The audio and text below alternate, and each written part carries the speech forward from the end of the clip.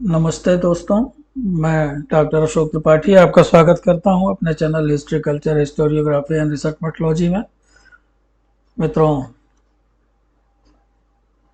प्रायः ऐसा आजकल देखा जा रहा है कि एमए और बीए के स्टूडेंट्स को भी जो है कुछ शॉर्ट आंसर क्वेश्चंस दे दिए जाते हैं या लघु उत्तरीय प्रश्न दे दिए जाते हैं, जिनके उत्तर लगभग 150 या 200 शब्दों में लिखने पड़ते हैं। और इसी तरह से यूपीएससी और यूपीपीसीएस का जो मेन एग्ज़ाम होता है, मेन एग्ज़ाम में भी कंपलसरी क्वेश्चन के रूप में कुछ क्वेश्चंस आते हैं जिनके हमें शॉर्ट आंसर देने पड़ते हैं। तो यहाँ ये बात आपको ध्यान में रखनी है कि ये शॉर्ट आंसर वाले जो क्वेश्चंस होते हैं वो किस प्रकार के क्वेश्चंस होते हैं। तो ये जो क्वेश्चंस होते हैं ये या तो किसी इतिहासकार के कथन के ऊपर आधारित होते हैं, या कोई विशेष घटना हुई होती है तो उस घटना के ऊपर होते हैं, या किसी शासक के किसी कदम से कोई विशेष परिवर्तन हुआ होता है। तो इस तरह की तमाम जो छोटी छोटी घटनाएं हैं, कथन हैं, या जो ऐतिहासिक गतिविधियां हैं, इनमें से किसी भी के ऊपर आपसे प्रश्न पूछा जा सकता है। तो इसके लिए बेहतर यह है कि आप ऐसे प्रश्नों को पहचान करके उनको लगभग 200-250 शब्दों में आप लिख लें, उनके नोट्स बना लें, तो वो ज़्यादा आपके लिए फ़ायदेमंद होंगे, क्योंकि अचानक से नहीं समझ में आता है कि हमें क्या क्या लिखना है। दूसरी बात आपको ध्यान में ये रखनी है कि जो भी लघु उत्तरीय प्रश्न होते हैं या शॉर्ट आंसर क्वेश्चंस होते हैं, या शॉर्ट आंसर क्वेश्चंस जो हैं वो एक तरह से आपकी प्रतिभा की परीक्षा होती है इसमें, कि आप किस तरह से गागर में सागर भरते हैं। अर्थात इसके लिए आप कौन सी टेक्निक इस्तेमाल कर सकते हैं, कम से कम शब्दों में आप ज़्यादा से ज़्यादा बातें कैसे बता सकते हैं। तो इन बातों का आपको ध्यान रखना होगा। तो इस पे मैं एक सीरीज प्रारंभ कर रहा हूँ। मैं कोशिश करूँगा कि आपको इस तरह के कुछ क्वेश्चंस जो है उन्हें पहचान करके उनके बारे में हम थोड़ा आपके साथ डिस्कशन करें। तो आज इसका जो पहला भाग है, पहले भाग में मैंने 4-5 प्रश्न लिए हैं प्राचीन भारतीय इतिहास से, और उनके ऊपर हम लोग चर्चा करेंगे, जिससे आपको एक एग्जाम्पल के रूप में कि इस तरह के सवाल आ सकते हैं।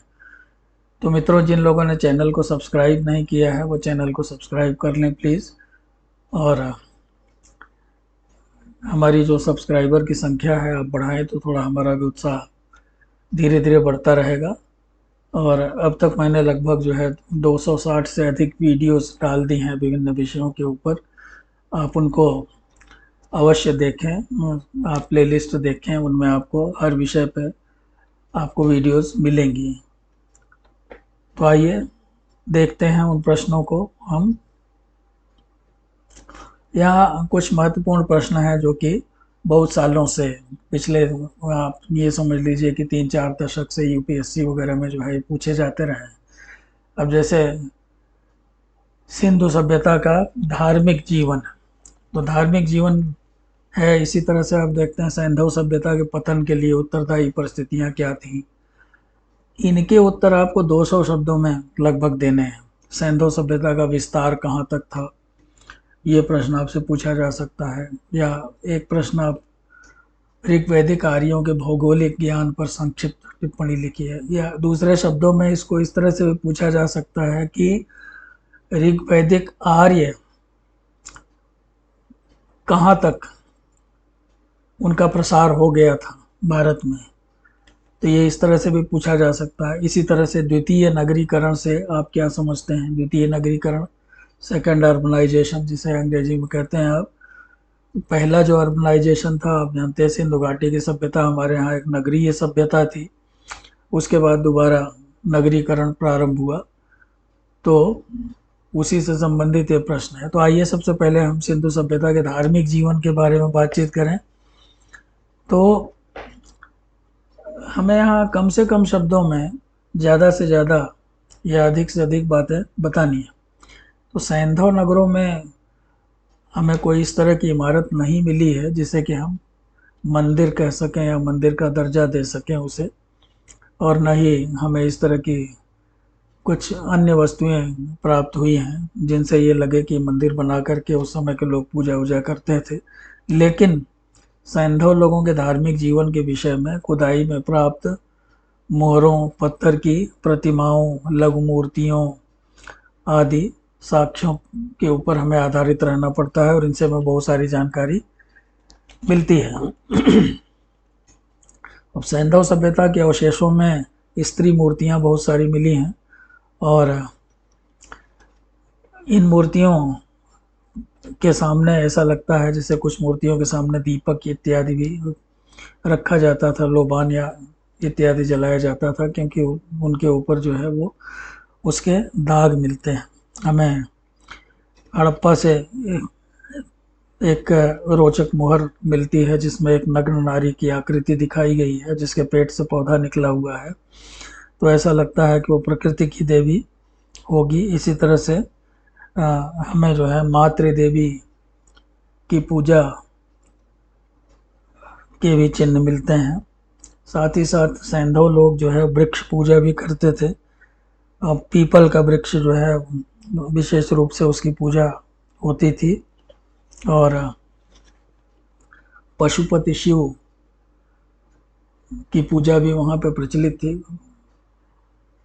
क्योंकि हमें एक मुहर पे इस तरह की एक आकृति बनी हुई है जिस पे पालथी मारकर एक व्यक्ति बैठा हुआ है, उसके दो सींग हैं, उसके चारों ओर हाथी, बाघ, गेंडा और भैंस है और आसन के नीचे एक हरिण भी है। तो इतिहासकारों ने इसकी तुलना पशुपति शिव से की है। इसके सर के ऊपर 7 अक्षरों में कुछ लिखा हुआ है। अनेक विद्वानों का विचार है कि यह मूर्ति पशुपति शिव की है। तो इसी तरह से लिंग और योनि की पूजा भी वहाँ पे प्रचलित थी, क्योंकि कुछ इस तरह की आकृतियाँ हमें प्राप्त हुई हैं। पशुओं की भी पूजा संभवतः होती थी और कुछ जानवर जो है वो पवित्र समझे जाते थे, जैसे कि गेंडा, गवल, बाघ, हाथी, भैंस, कुबड़ वाला बैल, छोटे सींगों वाला बैल इत्यादि। नाग पूजा भी होती थी, सरपेंट वर्शिप भी वहाँ पर प्रचलित थी। इसी तरह से कुछ पवित्र पक्षियों की भी पूजा की जाती थी, जैसे कि पंडुकी, जो कि पानी में चलने वाला पक्षी है। वृक्ष पूजा हमने बताया ही आपको। अग्नि और जल की पूजा भी प्रचलित थी। वृक्ष पूजा का उदाहरण हमें अनेक सीलों और मोहरों में मिलता है। इसी तरह से हमें नदी पूजा के भी लक्षण प्राप्त होते हैं। वहाँ एक विशाल स्नानागार मिला है जिसके बारे में ये कहा जाता है कि विशाल स्नानागार जो है वो उसका निश्चित रूप से कोई धार्मिक महत्व रहा होगा। और सूर्य पूजा, कुछ मोहरों पर स्वस्तिक एवं चक्र अर्थात सूर्य जैसे चिन्ह मिले हैं जिनसे लगता है कि संभवतः सूर्य की पूजा भी करते होंगे, स्वस्तिक को पवित्र मानते होंगे।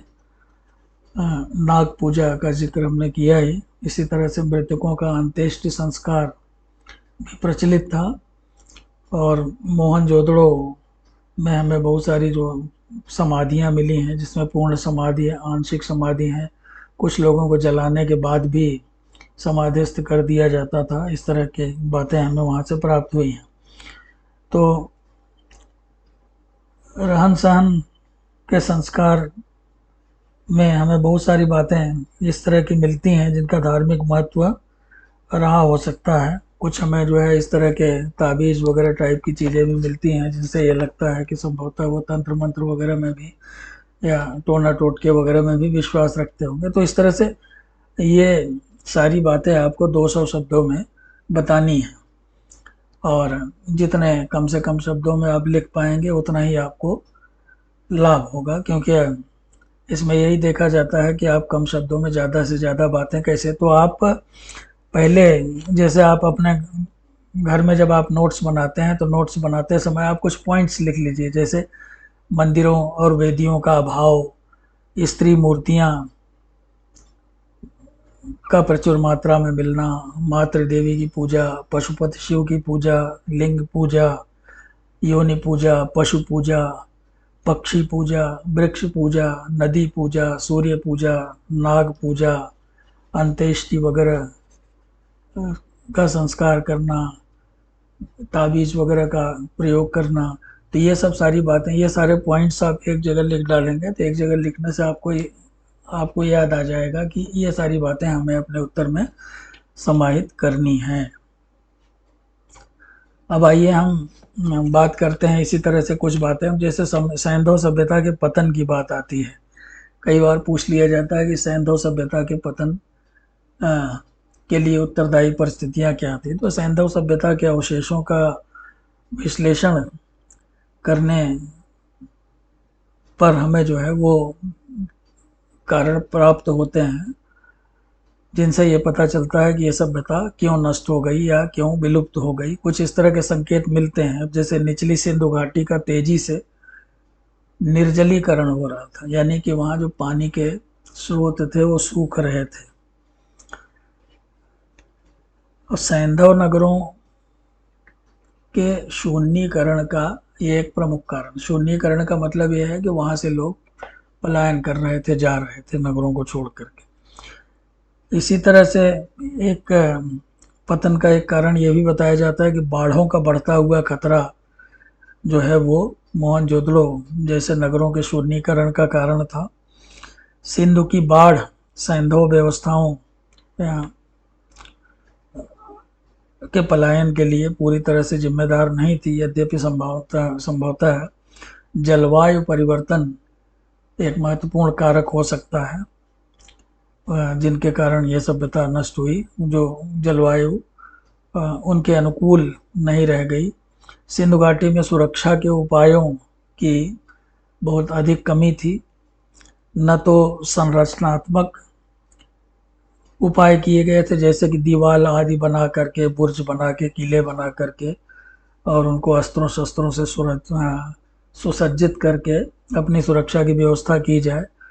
तो इन सब की अविस्मरणीय कमी थी। उनके पास अस्त्र शस्त्र इत्यादि जो है वो भी प्रचुर मात्रा में नहीं थे। उनका कोई संग्रहालय हमें नहीं प्राप्त होता है। संभवतः ये लोग धनी थे, शांतिप्रिय थे और इनके नगर जो थे वो असुरक्षित थे और यहाँ के लोग आक्रमणकारी जातियों के द्वारा लूट लिए गए, ऐसा इतिहासकारों का अनुमान है। तो इन आक्रमणकारी जातियों में संभवतः कुछ आर्य भी थे, जैसा कि मोहनजोदड़ो से प्राप्त जो मानव ढांचे हैं उनसे संकेत मिलता है।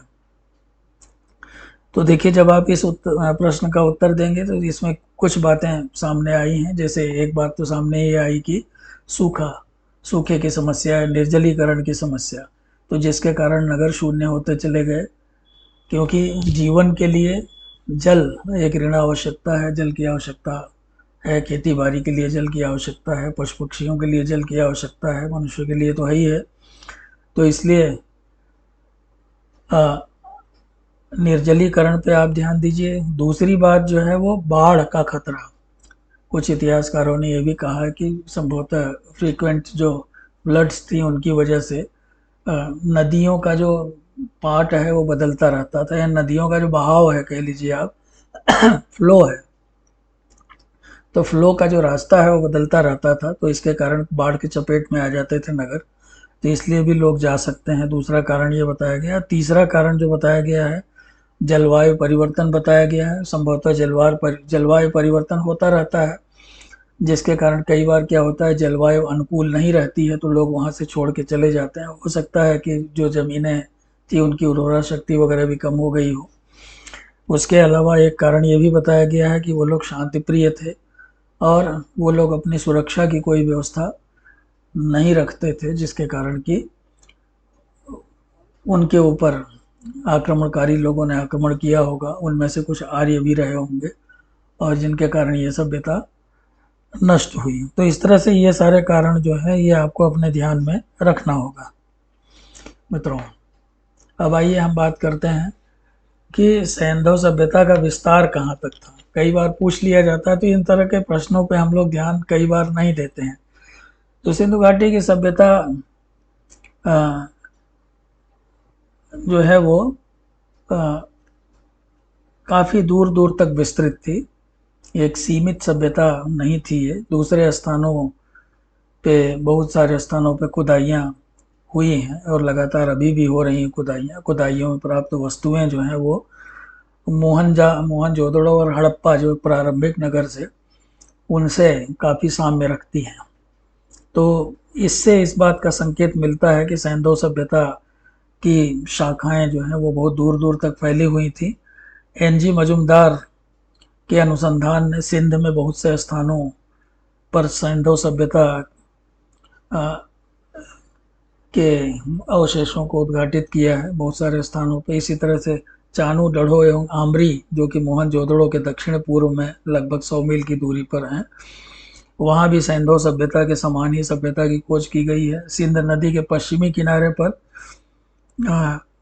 लोहुम जोदड़ो, अली मुराद, झूकर, गाजी शाह, अलोर आदि में सैंधव सभ्यता के चिन्ह मिले हैं। सर ऑरेल स्टेन के अनुसंधानों ने ये सिद्ध कर दिया है कि सैंधव सभ्यता का विस्तार उत्तरी बलूचिस्तान में डाबरकोट, सूर जंगल, पेरियानो, गुंडल इत्यादि स्थानों तक था। दक्षिण बलूचिस्तान में कुल्ली एवं मेही तक इनका विस्तार था। स्टेन के अनुसार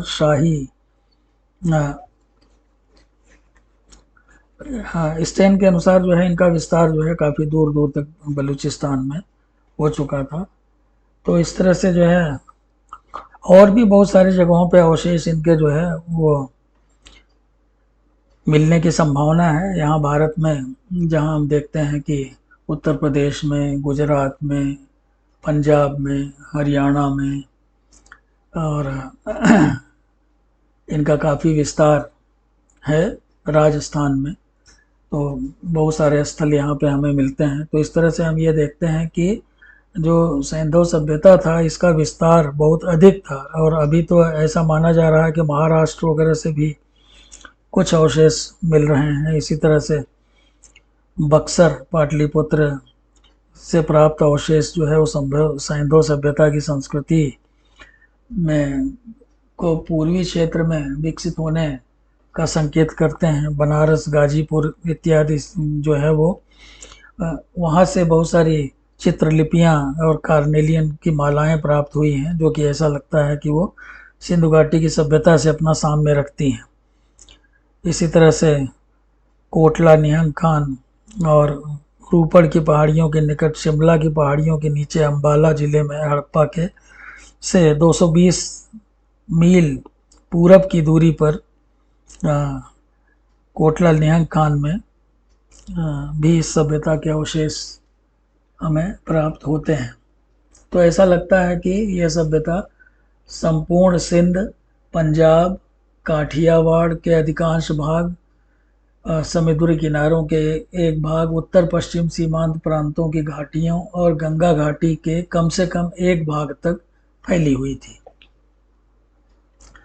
तो इस तरह से हम ये देखते हैं कि जो सैंधव सभ्यता था उसका विस्तार बहुत अधिक था। और तो उसमें काफ़ी दूर दूर तक आज का भारत और पाकिस्तान के बहुत सारे इलाके उसमें आते थे। इवन अफगानिस्तान में भी इसके अवशेष मिले हैं। तो मित्रों आइए, और उन्हीं स्थानों पे अवशेष मिले हैं जहाँ जीवन जीने के लिए संसाधन उपलब्ध थे। अब इसी तरह से एक प्रश्न कई बार पूछ लिया जाता है कि ऋग्वैदिक आर्य जो थे उनका प्रसार कहाँ तक हुआ था। तो देखिए, ऋग्वैदिक आर्यों के बारे में कि वो कहाँ तक फैल चुके थे, इनके बारे में अगर हमें जानना है तो हमें ऋग्वेद में वर्णित जो नदियाँ इत्यादि हैं उनके ऊपर आधारित रहना पड़ता है। तो वैदिक काल में आर्यों का भौगोलिक ज्ञान किस सीमा तक था, इसका निश्चय ऋग्वेद के मंत्रों में निहित विविध नदियों के वर्णन से किया जा सकता है। ऐसा मालूम होता है कि वे ऋग्वेद के समय में पंजाब, दिल्ली के आसपास के प्रदेशों में फैल चुके थे, किंतु अभी पूरब की ओर उन्होंने शायद बढ़ना प्रारंभ नहीं किया था। पूरब का मतलब यह है कि इधर पूर्वी उत्तर प्रदेश वगैरह जो है वो बंगाल, बिहार इत्यादि।